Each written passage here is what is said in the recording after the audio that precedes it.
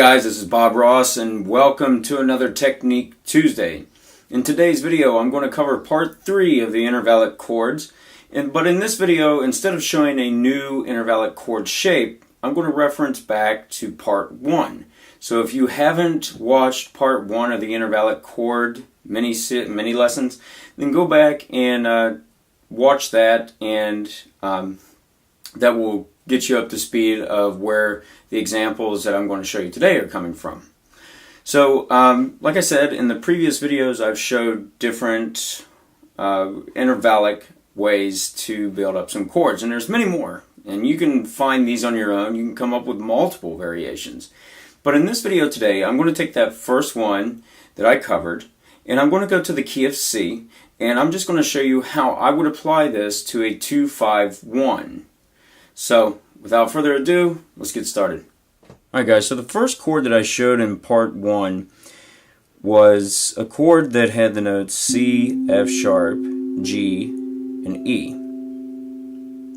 So this has the interval of a fourth on the bottom, or you could also call it this an augmented fourth, because of the movement to the F sharp. This would be just a perfect fourth, but augmented fourth. Still a fourth. And then I had on top of that an interval of a 6 with the G and the E. Now, what I'm going to do is move this shape further down the fretboard. Now, instead of staying in the key of G, I'm going to treat this like we're in the key of C now. And I'm going to base this off a 2-5-1. So my first chord being a D minor 7.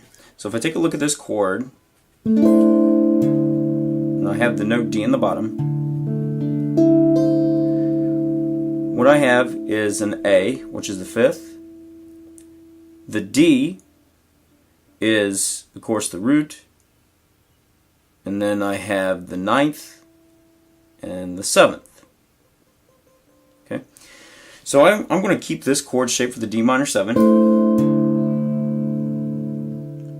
Now, when I go to a G7, I could keep these same notes here. But what I'm going to do is alter the G7. So the G7, I'm going to put a flat 9.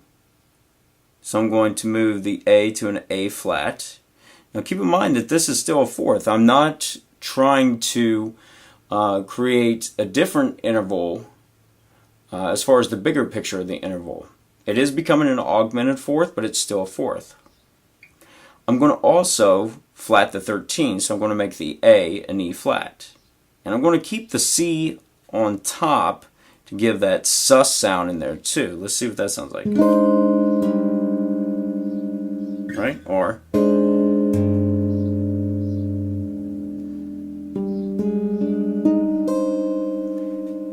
there's a nice sound to it. Right? So we have the flat 9. We have the 5th, the D, we have a flat 13, and we have the 11 in here. Now I still have the distance of a 6 between these two top notes here, the E flat and the C. When I transition this to C major, what I'm going to do is turn the C major into a C major sharp 11. So I'm going to take this shape and just move it up a couple frets and align the notes so it still matches the interval. So I'm going to have a B, an E, an F sharp, and a D.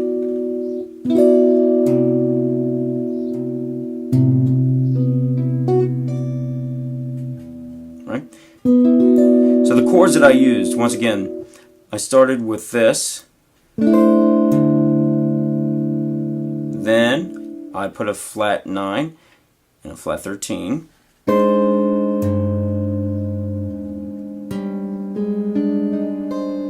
And then I put a major, C major, sharp 11 with a 9 on top.